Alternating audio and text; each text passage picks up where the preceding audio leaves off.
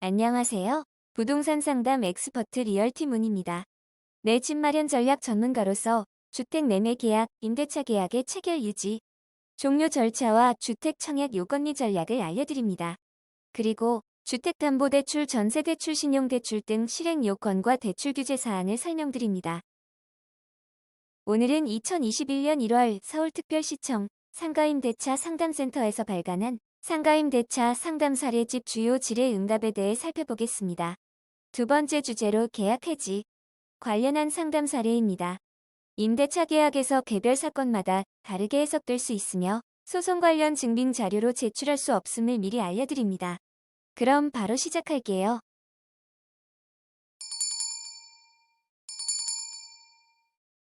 계약 해지 관련 질문 1.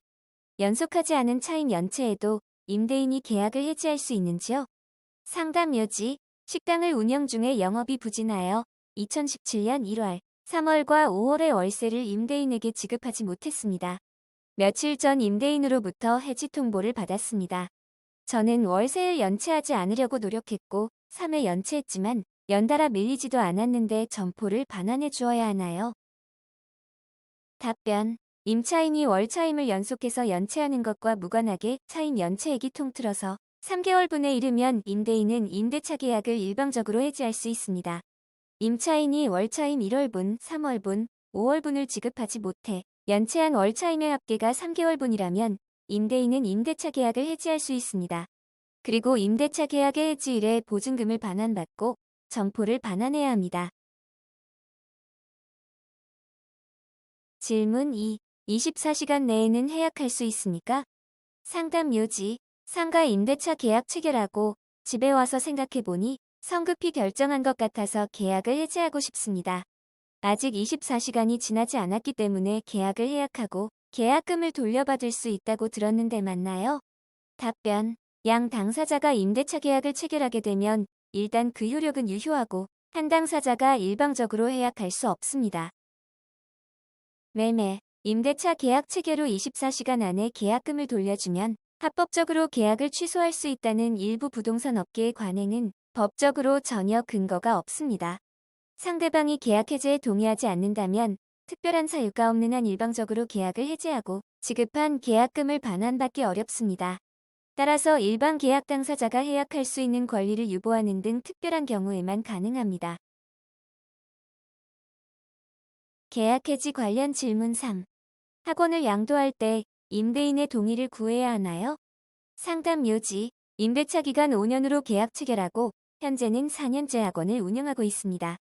학원을 좋은 조건에 인수할 분이 생겼는데 학원 양수도 하는데 임대인이 꼭 동의해 주어야 하나요? 임대인이 동의하지 않으면 제가 5년을 채워야 합니까? 답변. 약정한 임대차 계약 기간 동안 일방 당사자는 상대방의 동의 없이 일방적으로 계약을 해지할 수 없습니다. 그리고 임차인은 특별한 사유가 없는 한 임대인의 동의 없이 임차권을 양도할 수 없고 임차인이 그 규정을 위반한 때에는 임대인은 계약을 해지할 수 있습니다.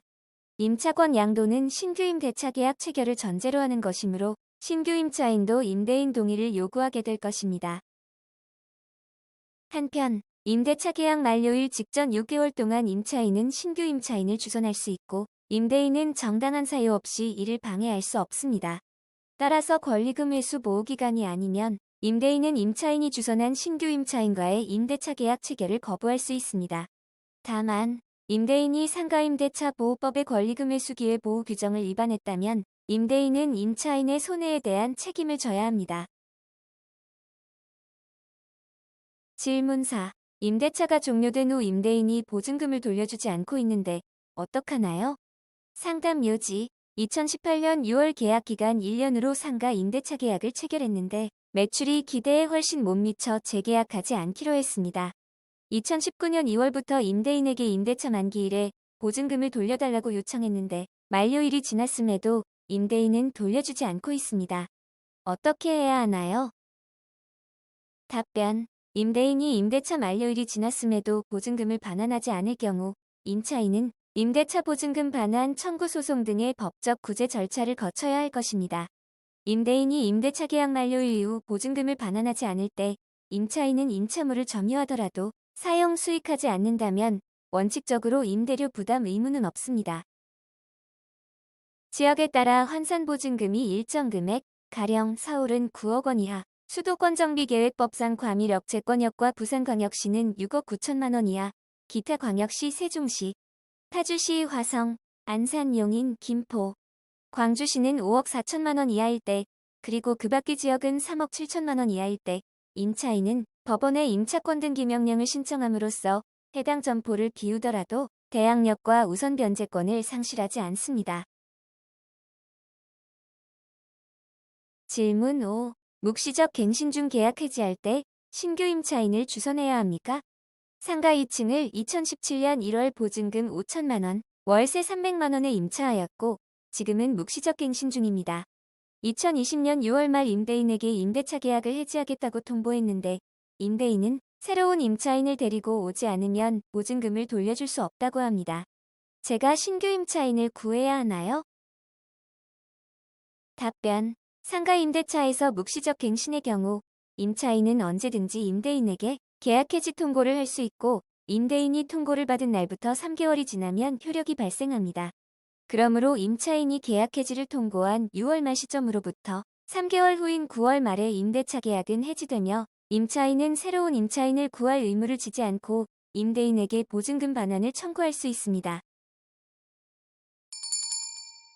지금까지 서울시 상가임대차 상담 사례집 중 계약 해지에 대한 주요 질의 응답 5가지에 대해 살펴보았습니다.